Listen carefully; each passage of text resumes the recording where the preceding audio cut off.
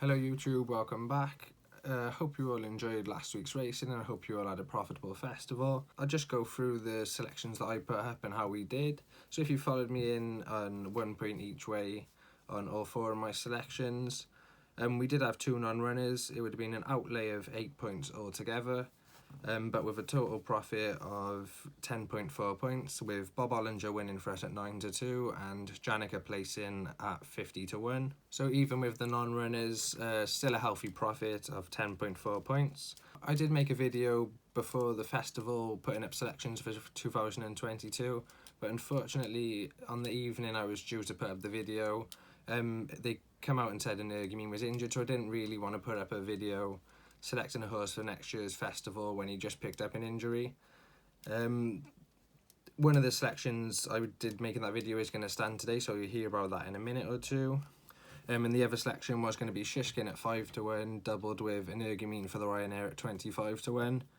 I'm not going to put that up now. Obviously Shishkin's cut completely in price, 6-4 favourite for a race in a year's time, and Energumen out injured. The Ante-post prices this year seem especially stingy. A lot of the favourites are about 3-4-1 a year out. I think that's ridiculous. For example, Altio is available at like 10-12-1 after winning the Supreme for the next year's Arkle, and even last year Fernie Hollow, after bolting up in the Champion Bumper, he was available at 12-14-1 to win the Supreme. This year you're looking at Sergei had about 4-5-1 I think to win the Supreme, and Appreciate It 4-5-1 to win the Arkle. I have managed to dig out 2 selections, so I'll just get onto those now. The first selection is going to be Aspire Tower, Henry de Bromhead trained horse. I think he's going to go to the Arkle next season. Obviously they have Honeysuckle to win the Champion Hurdle again. There might be a little temptation for her to go chasing. I'd actually like to see that, but I think the chasing could be on the cards for Aspire Tower. We'll just go through his form a little bit. Good juvenile last season. I think they said he wasn't quite right in the Triumph, but he still managed to stay on really well after racing keenly, not jumping fluently, into second in last year's Triumph. Definitely a better horse this season. He came out and he beats Supreme second, Abacadabras by 4.5 lengths. Albeit he was getting weight due to the weight for age allowance.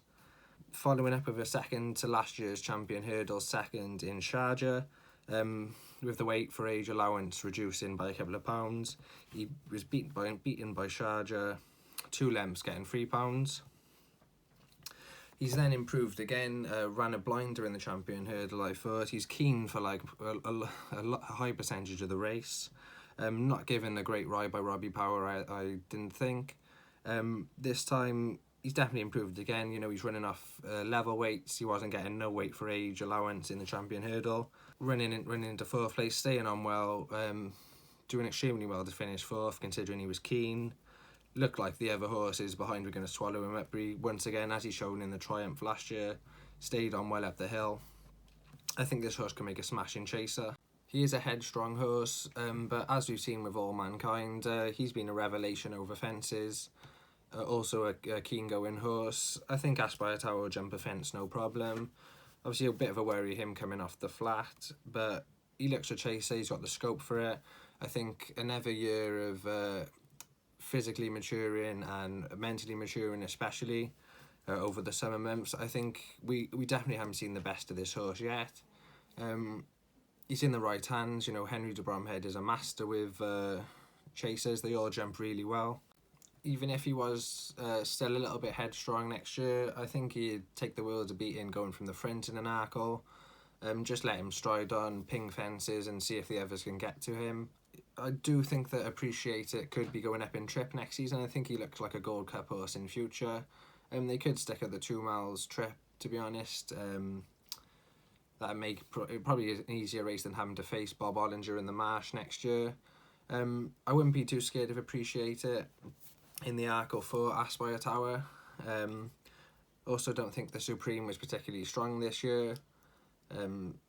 So I'm struggling to name runners, to be honest. You could have Appreciate It, Bally Adam example, but I do think Aspire Tower could be just as good as Appreciate It.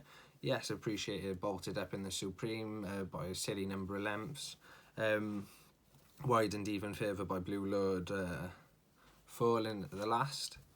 Aspire Tower definitely has more improvement in him than Appreciated. Definitely on the mental side and on the physical side too. He's 2 years younger than Appreciated, yet he's already racing in open company. His form is just as strong as Appreciated in my opinion. And when you look at the champion hurdle and the Supreme times from the Tuesday, obviously both run on the same day, same ground, so you can compare the races. Appreciated finished 0.9 seconds faster than Aspire Tower did in the Supreme. Aspire Tower's carrying £3 more weight on his back. So I think that equates to about a difference of 2 lengths altogether. And when you take into account the difference in time and the difference in weight, it equates to about 2 lengths.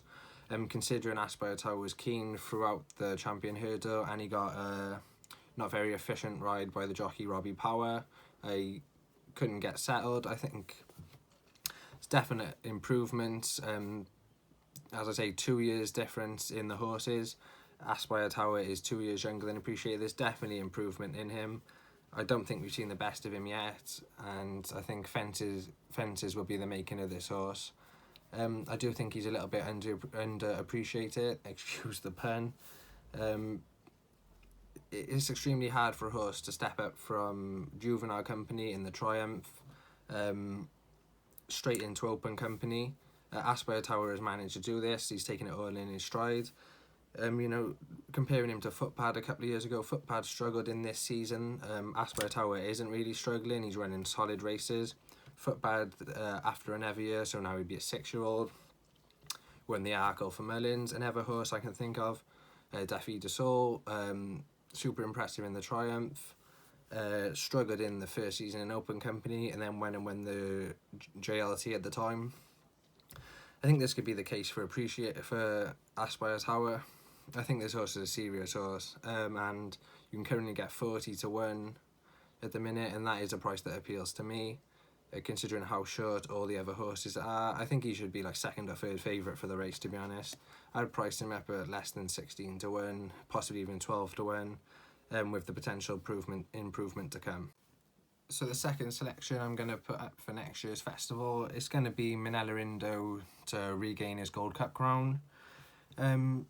In his younger years, won the Albert Bartlett over 3 miles around Cheltenham, keen throughout and still won going away. Some serious horses in behind, you had Allaho, Commander of Fleet split in the 2. For a horse to be keen for the whole of a grueling Albert Bartlett trip and still win going away, looking like he had plenty left in the tank, it shows this horse's ability. He should have won the RSA the following year. The horse didn't expect Champ to come from that far back, clearly, but you could see as Champ went by, the horse did have a little bit left in the tank. He did re-rally, I did think, when re-watching the race.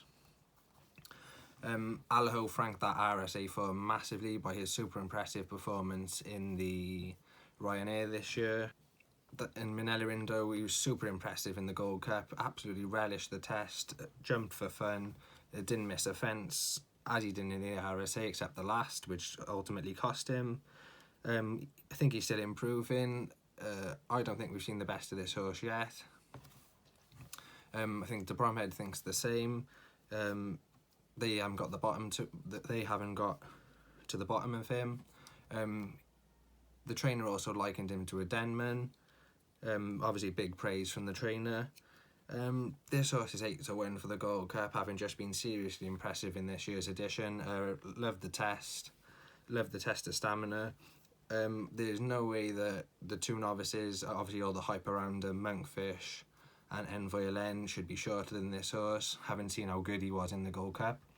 I think Monkfish's favourite are 4 to 1, Envoy's around 8. There is no way those horses should be shorter than Minella Indo at 8 to 1. If I was pricing up, Minella Indo should be the shorter of the 3, 4 to 1. I'd have Monkfish at 6 to 1 to 8 to 1, and Envoy probably 8 to 1 to 10 to 1 or 12s. as previously mentioned, there is very little value in the Cheltenham 2022 markets already, even being a year out.